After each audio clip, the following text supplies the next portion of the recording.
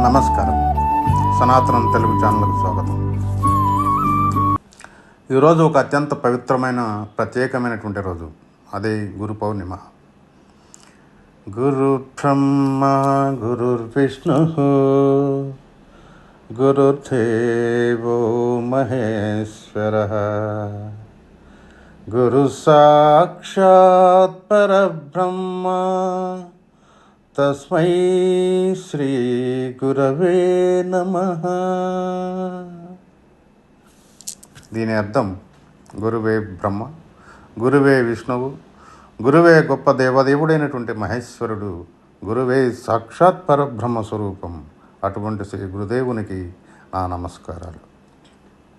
ఈ శ్లోకం గురువు యొక్క అపారమైనటువంటి శక్తిని, జ్ఞానాన్ని తెలియజేస్తుంది.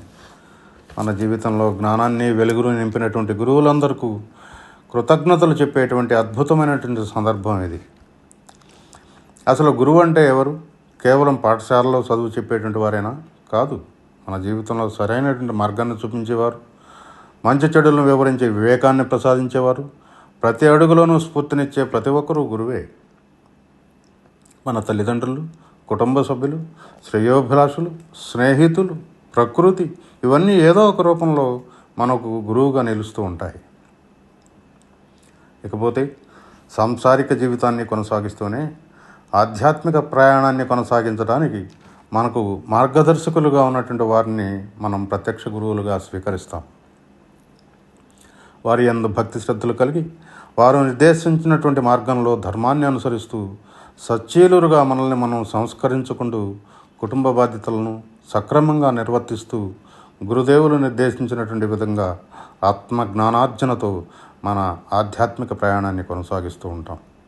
వారి వారి స్థితిగతులను బట్టి భక్తి మార్గం, పూజా మార్గం, వ్రతాలు, ధ్యానం, ఉపాసన, మంత్రం వంటివి మనకు ప్రసాదించి మనల్ని అనుగ్రహించి నిత్యం మనల్ని ప్రభావితం చేస్తూ ప్రతి దశలోనూ మనకు మార్గదర్శిగా ఉండేటువంటి వాడే గురువు. గురువులు మన కర్మలను కొంతవరకు తొలగించుకోవడానికి తోడ్పడుతూ ఎలాంటి స్థితిగతులనైనా తట్టుకొని నిలిచేటువంటి శక్తి సామర్థ్యాలను ప్రసాదిస్తారు. మనం దేనికి అర్హులమో తన దివ్య జ్ఞానంతో దర్శించి తదనుగుణంగా మనకు మార్గదర్శనం చేస్తూ ఉంటారు. అయితే ఈ కాలంలో సద్గురు దర్శనం, సద్గురు సాంగత్యం ఒక రకంగా దుర్లభం అనే చెప్పాలి. ఈ గురు పౌర్ణమిని మనం ఎందుకు జరుపుకుంటాం? దీని వెనుక ఉన్నటువంటి ప్రాముఖ్యత ఏమిటి అంటే, హిందూ సాంప్రదాయం ప్రకారం ఈ పవిత్రమైనటువంటి రోజున వేదాలను విభజించి పురాణాలను రచించినటువంటి మహర్షి వేదవ్యాసుడు జన్మించాడు. ఆయన జ్ఞానానికి, గురు పరంపరకు ప్రతీక. అందుకే ఈ రోజున మనం వ్యాస పౌర్ణమి అని కూడా అంటాం. ఆయన సకల జ్ఞానానికి మూలం కాబట్టి ఆయనకి కృతజ్ఞతగా ఈ రోజున మనం గురు పౌర్ణమిని జరుపుకుంటాం. ఓం నమో భగవతే వాసుదేవాయ. సర్వే జనా సుఖినో భవంతు, లోకా సమస్తా సుఖినో భవంతు. స్వస్తి.